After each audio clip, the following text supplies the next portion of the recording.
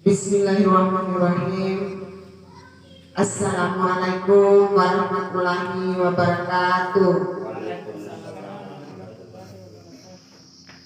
Alhamdulillahirabbil alamin. Wassalatu wassalamu ala asrafil anbiya'i wal mursalin wa ala alihi wa ashabihi asma'in, amma ba'd. Syukur alhamdulillah kita panjatkan puji syukur kehadirat Allah Subhanahu wa taala karena pada pagi hari ini kita masih diberikan kesempatan untuk menghadiri acara sosialisasi aksi nyata oleh calon guru penggerak. Bapak dan Ibu yang saya hormati, calon guru penggerak ada dilaksanakan di SD 36 Boja, yaitu dilaksanakan oleh Pak Jayadi, guru kelas 4. Oleh sebab itu, mari kita ikuti apa yang menjadi bimbingan maupun motivasi yang beliau lakukan di kelasnya. Mari kita mengikuti jejak langkah Pak Jayadi, karena calon guru penggerak adalah guru yang difavoritkan. Itu ada aturannya dari pusat. Ada beberapa kegiatan-kegiatan yang dilakukan oleh calon guru penggerak, seperti kegiatan lokakarya, kemudian seperti yang kita laksanakan pada hari ini adalah acara sosialisasi. Oleh sebab itu, saya mohon kepada ibu-ibu guru terus adik-adik saya agar bisa mengikuti calon guru penggerak ini untuk kedepannya. Apa manfaat daripada guru penggerak?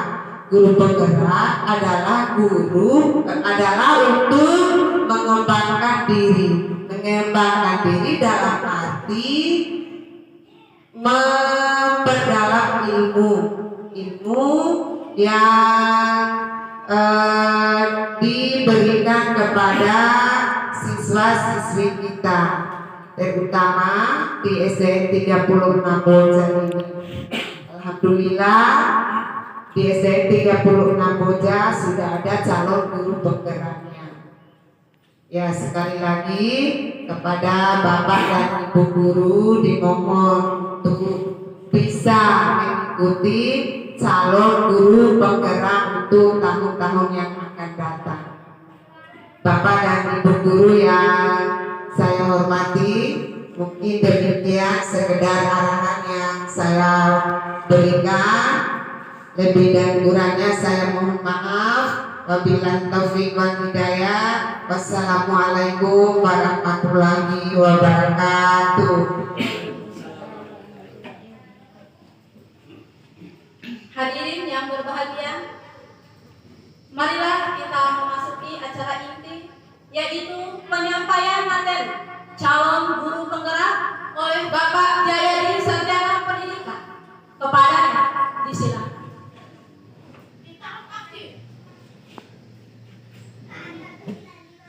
Bismillahirrahmanirrahim. Assalamualaikum warahmatullahi wabarakatuh. Waalaikumsalam warahmatullahi wabarakatuh.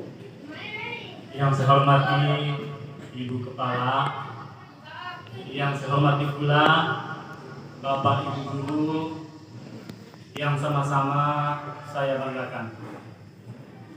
Alhamdulillahirabbil alamin. Pada pagi hari ini Bapak Ibu bisa meluangkan waktunya sedikit untuk menghadiri acara sosialisasi aksi nyata budaya positif, di mana dilaksanakan pada SDN yang kita cintai ini.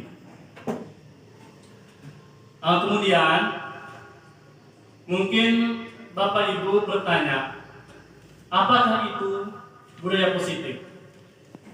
Secara kita sadari di mana budaya positif ini sering kita laksanakan baik di rumah ataupun di sekolah kita.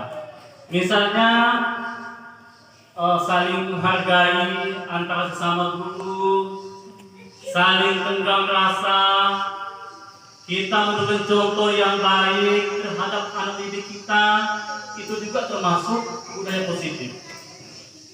Nah, jadi budaya positif ini tujuannya itu adalah supaya siswa kita itu nantinya bisa menjadi siswa yang bertanggung jawab, yang berguna, beriman dan lain sebagainya. Ini tujuan daripada budaya positif. Kalau kita berbicara mengenai budaya positif Bapak Ibu, ada 6 hal yang mencakupinya. Yang pertama, tentang perubahan paradigma stimulus respon. Jadi yang pertama ini Bapak Ibu ya, kita sebagai guru tentu harus menyediakan suatu lingkungan belajar yang aman, nyaman untuk siswa kita itu. Kenapa?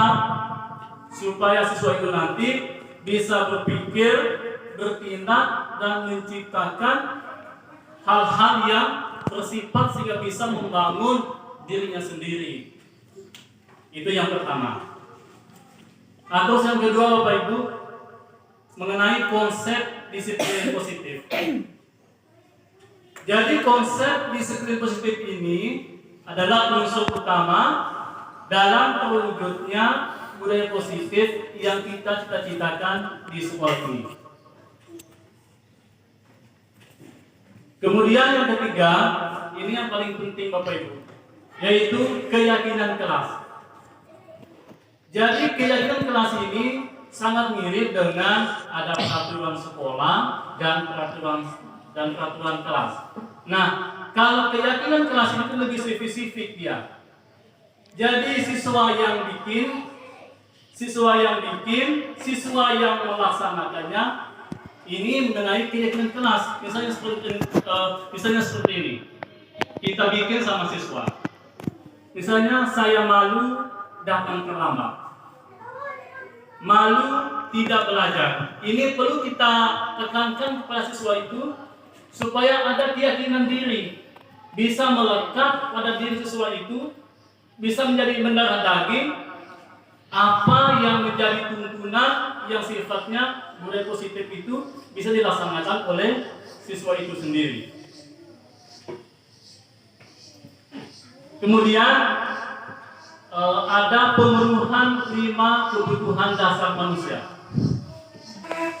Jadi di sini Bapak Ibu, jadi semua tindakan yang kita lakukan di dalam kelas itu harus menciptakan lingkungan yang positif, aman, dan siswa sudah mendapatkan lingkungan yang nyaman, aman dan nyaman itu, tentu nanti siswa akan secara tidak langsung akan melaksanakan kegiatan perjalanan itu dengan penuh senang hati dan gembira.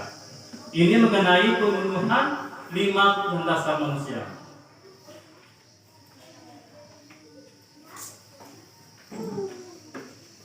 Kemudian yang keempat Bapak Ibu, yaitu 5 posisi kontrol.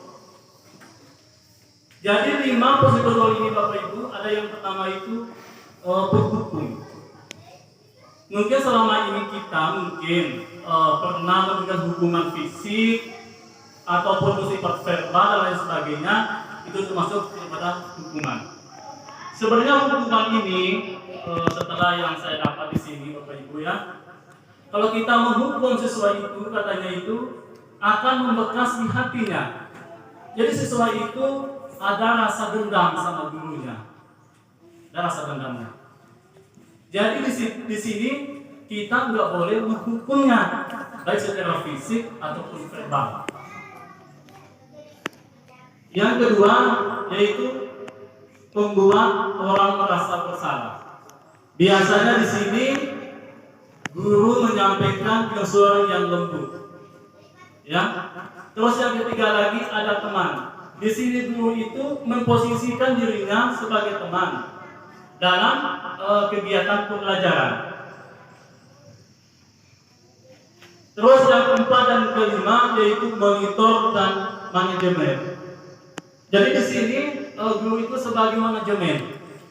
Dia yang memegang kendali di dalam kelas itu, ya, bisa yang mengatur dan sebagainya, yang memberikan suri tauladan baik dari segi sikapnya ataupun kata-katanya terhadap seorang siswa. Kemudian yang terakhir Bapak Ibu adalah segitiga restitusi. Mungkin istilah ini baru kita dengar mungkin, yaitu namanya itu segitiga restitusi. Jadi segitiga restitusi itu adalah proses menciptakan kondisi bagi murid untuk memperbaiki kesalahan. Jadi langkah-langkahnya yang perlu kita tempuh untuk melaksanakan segitiga restitusi ini, yang pertama adalah menstabilkan identitas, yaitu di mana kita akan melakukan hal yang terbaik yang bisa kita lakukan, yang bisa kita contohkan terhadap siswa kita. Yang kedua lagi yaitu validasi tindakan yang salah atau semua perilaku yang memiliki alasan.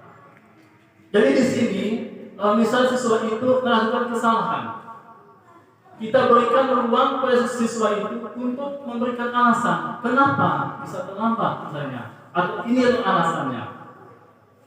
Terus yang ketiga yaitu menanyakan keyakinan kita semua memiliki motivasi internal. Jadi motivasi itu Bapak Ibu ya banyak asalnya, bisa dari diri kita sendiri ataupun dari orang lain Bapak Ibu. Mungkin itu saja yang dapat saya sampaikan pada pagi hari ini. Lebih kurang saya mohon maaf. Akhir kata, assalamualaikum warahmatullahi wabarakatuh.